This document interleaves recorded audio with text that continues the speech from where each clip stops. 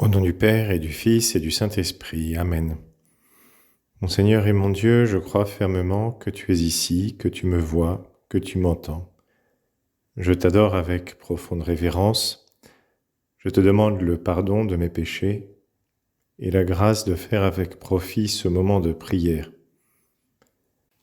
Ma Mère Immaculée, Marie, Reine du monde, Saint Joseph, mon Père et Seigneur, mon ange gardien, intercédez pour moi.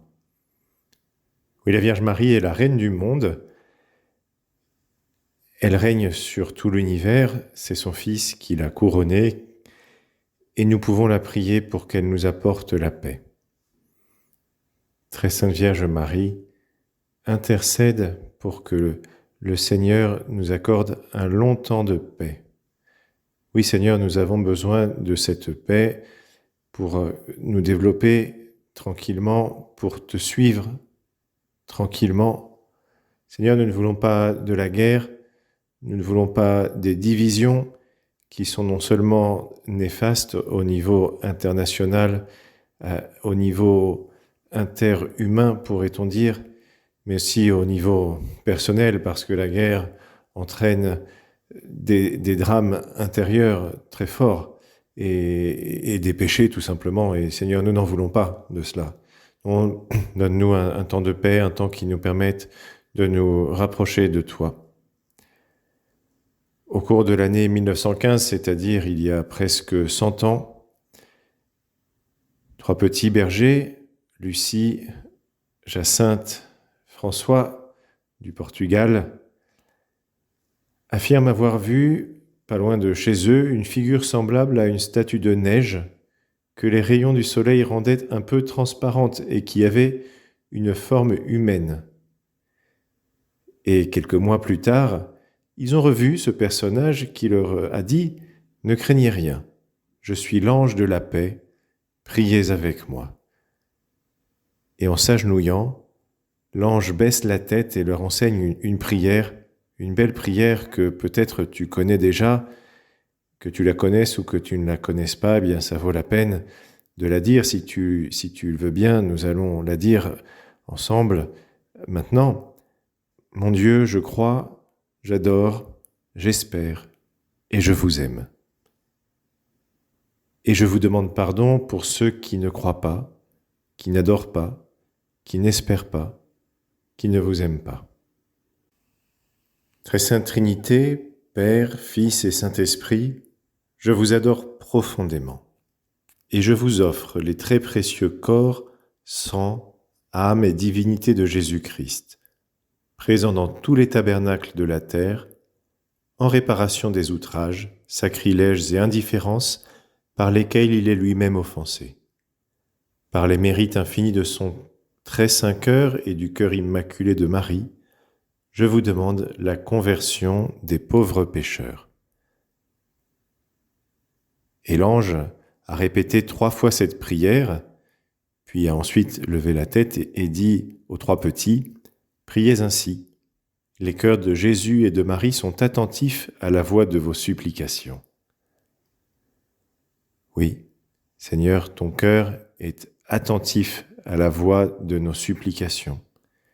Oui, Vierge Marie, Reine du monde et Reine de la paix, ton cœur est attentif à la voix de notre supplication.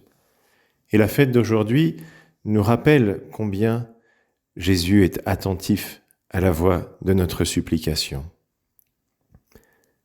Le 13 mai 1917, il y a presque 100 ans jour pour jour, vers midi, une dame tout vêtue de blanc apparaît à ces 3 petits bergers qui ont déjà vu l'ange de la paix, et elle va s'adresser à eux. Et c'est cette fête que nous fêtons aujourd'hui, dont nous nous souvenons aujourd'hui, Notre-Dame de Fatima. Voici ce que la Sainte Vierge dit. « Récitez le chapelet tous les jours pour obtenir la paix dans le monde et la fin de la guerre. »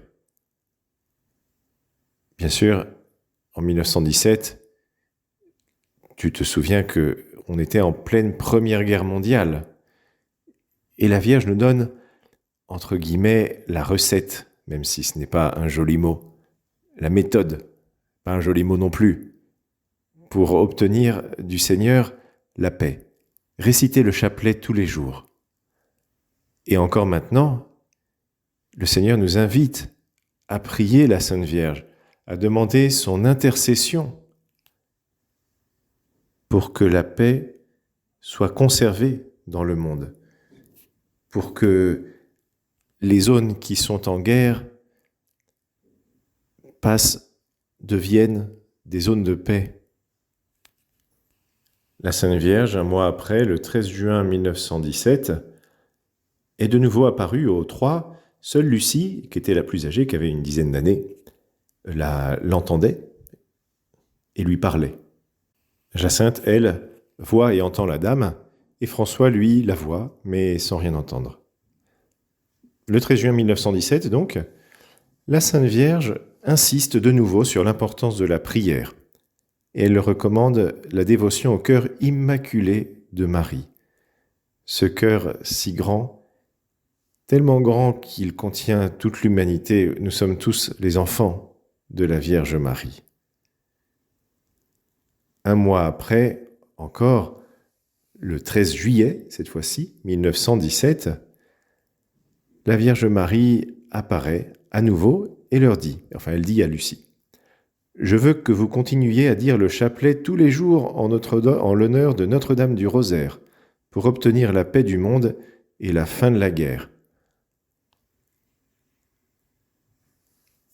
Pourquoi la Première Guerre mondiale a-t-elle pris fin ?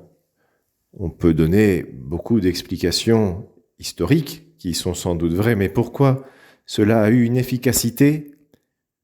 Parce qu'il y avait 3 petits-enfants qui, à la demande de la Vierge Marie, priaient le chapelet tous les jours en l'honneur de Notre-Dame du Rosaire.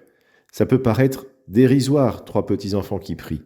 Bien, 3 petits-enfants qui prient, ils ont beaucoup plus d'influence que toutes les conférences mondiales sur la paix. Ou plus exactement, 3 petits-enfants qui prient, ils donnent à toutes les conférences mondiales sur la paix leur efficacité. Parce que s'il n'y a pas la prière, il n'y a pas d'efficacité. Et toutes ces conférences ne servent à rien. Il faut la prière, il faut l'intervention du Seigneur. La paix est un don du Seigneur. C'est lors de cette apparition que la Sainte Vierge transmet 3 secrets aux enfants. Les 2 premiers secrets ont été révélés assez rapidement. Le 3e ne l'a été qu'après l'an 2000. Le premier secret, c'est une vision de l'enfer que les 3 petits ont eue. Cette vision, écrit Lucie, dura un moment grâce à notre bonne mère du ciel qui auparavant nous avait prévenus, nous promettant de nous emmener au ciel. Nous n'avons pas eu peur. Autrement, je crois que nous serions morts d'épouvante et de peur. Puis nous avons levé les yeux vers Notre-Dame qui nous a dit, si gentiment et si tristement, « Vous avez vu l'enfer où vont les âmes des pauvres pécheurs. Pour les sauver, Dieu veut établir dans le monde la dévotion à mon cœur immaculé. Si l'on fait ce que je vais vous dire, beaucoup d'âmes seront sauvées et il y aura la paix. » Écoutons ce que nous dit la Sainte Vierge. Demandons l'intercession de la Sainte Vierge et prions-la. Augmentons notre dévotion, notamment notre dévotion à son cœur immaculé. Il y a une deuxième partie du secret de Fatima qui concerne la Russie et la consécration de la Russie au cœur immaculé de Marie. La guerre va finir, dit la Vierge Marie, mais si l'on ne cesse d'offenser Dieu sous le pontificat de Pie XI, en commencera une autre pire encore, et c'est effectivement ce qui s'est passé. À la fin du pontificat de Pie XI, la Deuxième Guerre mondiale a éclaté. Lorsque vous verrez une nuit illuminée par une lumière inconnue, sachez que c'est le grand signe que Dieu vous donne, qu'il va punir le monde de ses crimes par le moyen de la guerre, de la faim et des persécutions contre l'Église et le Saint-Père. Pour empêcher cette guerre, je viendrai demander la consécration de la Russie à mon cœur immaculé et la communion réparatrice des premiers samedis. Si on accepte mes demandes, la Russie se convertira et on aura la paix.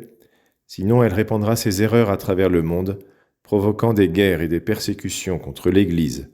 Les bons seront martyrisés, le Saint-Père aura beaucoup à souffrir, diverses nations seront détruites. À la fin, mon cœur immaculé triomphera. Le Saint-Père me consacrera la Russie qui se convertira, et il sera concédé au monde un certain temps de paix.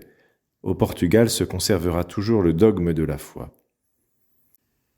Et le troisième secret concernait le pape, qui allait être victime d'une tentative d'assassinat.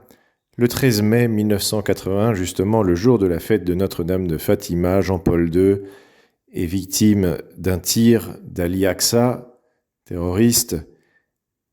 Et Jean-Paul II dit que c'est la Sainte Vierge qui a dévié la balle, et effectivement, Ali Aqsa ne comprendra jamais comment sa cible a survécu. Alors nous aussi, plaçons-nous sous la protection de la Sainte Vierge, plaçons le monde entier sous sa protection, le Saint-Père, l'Église, nous-mêmes, demandons à la Sainte Vierge d'intercéder pour nous et pour la paix.